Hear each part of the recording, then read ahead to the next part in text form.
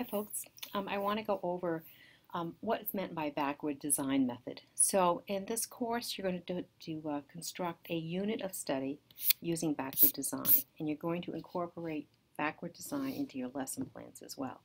This is a course in digital literacy and technology, but we know that we can't just have digital tools just used in isolation.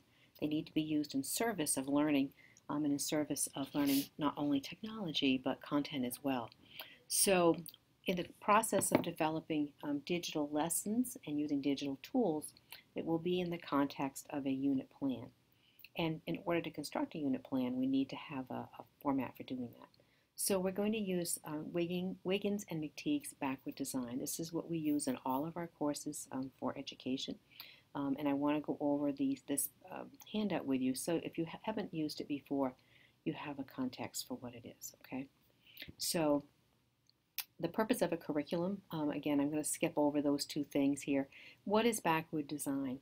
It's really what it says it is. It begins with what the desired results are. What is it that we want our audience to learn? What concepts need to be developed? Are they based on content standards, life skills?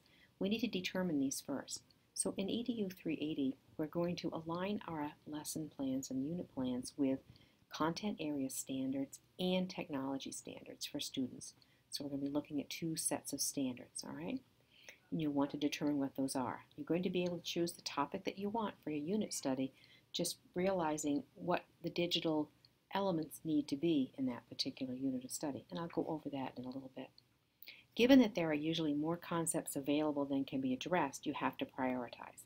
So what that means is think small, okay? Think about the most important concepts you want to get through in this unit of study, and don't overload with standards. It's deadly, because when you do that, you have to assess all those standards. All right, you don't want to do that. You want to make this a rich, digitally rich, content-based unit, but you want it to be doable. All right, so think about what's worth being familiar with, what's important to know or do, what should be considered enduring understandings, and we'll talk more about these terms, things that are important for the audience to retain after they've forgotten many of the details, all right?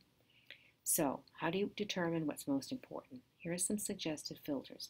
Think about the big ideas that are essential for learning, and don't clutter it up with a bunch of facts and ideas that aren't going to have enduring value that students will forget the next day, all right? So, look for big ideas. What will allow for authentic learning experiences that involve learners to do rather than be told? We need to be experiential here. We need to have students doing, not just sitting and getting. Concepts, processes, or skills often have difficulties. Learners often have difficulties understanding or important ones to consider. So don't skip something because you think it's going to be hard. Teach for understanding so they can understand it or master a skill. Determine what ideas, topics, or processes are most interesting to your audience, okay? And again, you're going to have a hypothetical audience unless you're in a classroom, but that's okay. And then think about how you will know if the students have learned the content, a life skill, or skill that is the determined result, all right?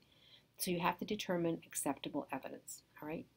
This is where the rubrics and the assessment come in. How do I assess whether or not learning has occurred? Understanding does not appear miraculously at the end of something. It develops over time. So with that in mind, assessment should not be an isolated event, like a test or a survey, okay, at the end of a unit. It should be a collection of evidence gathered over time, all right? So it might look like this. There might be informal checks for understanding, including all of these things, academic prompts, performance tasks, or projects, okay? So we have to start with what we want them to do and say, and what standards are associated with those learning outcomes. Think about how we will assess those learning outcomes, and then plan the learning experiences and instructions, okay, to get them to those assessments, right? Those assessments may be digital, they may not, okay? Most of them will be because of the nature of this course. And then you're going to plan the learning experiences and instruction, okay? With clearly identified results and assessment tools identified, you can now proceed to the instructional activities, okay? So key questions to answer are, what background knowledge, skills, and or abilities will the learners need to perform the activities and achieve the desired learning objectives? This is important, okay? We can't assume that all learners are on the same page, all right? So we have to consider what What do they have to know in order to be able to gain this? If you're going to be asking them to do create a digital story or a podcast, which is one of the requirements in this course, you need to find out if they know how to do that. And if they don't, you're going to need to help them to learn to do that. Okay, so it's not just using the tool to demonstrate content knowledge, it's learning the technology in order to do that work. Okay, and you have to include that in your instructional plan. All right, it's not just students will create a podcast. What's the lesson plans to teach them how to do that podcast? What's the best instructional method? Will advanced teaching or coaching be necessary? What materials do you need? How can these be best obtained? Does the design of activities flow well? In other words, one activity should flow into the other. They should scaffold. They should build on one another. It should not be isolated, pieces that are just sort of patched together. So why is backward a desired approach?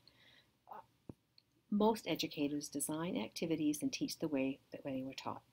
They design activities using what they know from previous experience, which include traditional approaches, lectures, or demonstrations, to well-established activities. Okay? Results from activities, projects, and programs are typically assessed only once. This is a snapshot. We have a test at the end of a unit. We have a project at the end. Backward design looks at what the learners need first and then targets assessment and instructional strategies around those needs. Okay? So the stages, again, are identify the results. What do you want students to know and be able to do? Determine the acceptable evidence for that, the assessments for that, and then plan the learning experience of instruction. So some of the digital tools that I'm asking you to do may be part of the assessment. It may be part of just the instructional plan. So, for instance, I'm asking you to do a flipped lesson. That's something that students will engage in, but it may be part of the learning, not part of the assessment. Okay? I'm asking you to do a web quest, have students do a web quest. Again, that may be a formative assessment on their way to something else. It may be a summative assessment. It may be a collaborative tool. But it has to be sequenced in the scope and sequence of the unit so that it makes sense and it's not plopped in. Right? I'm asking you to use a collaborative digital tool. Okay? How will you incorporate that and how will it be used throughout the unit, not just as a plopped in piece? All right? I'm asking you to think about formative assessments and summative assessments using digital tools. Okay, so you have to keep all of these in mind, and knowing what's required of you for digital tools, you'll think about this backward design. Okay, and then we'll talk a lot more about this, but this is sort of the beginning to get your head wrapped around it and think about it, and you can start thinking about it and putting down on paper. Okay, so what sort of a unit plan would I like to do with my students? And knowing the digital tools that I'm going to be asked to include in this, start fleshing it out. What might that look like, and where would these tools be, and how would they be used in service of learning content and technology? How would it be used in service of those student net standards that you've read? Okay, I've given you that link. And how would it be used for content standards? So you need to start thinking about that and sketching some things out to get your head wrapped around this, so that when we begin to use the template, you'll have a better idea.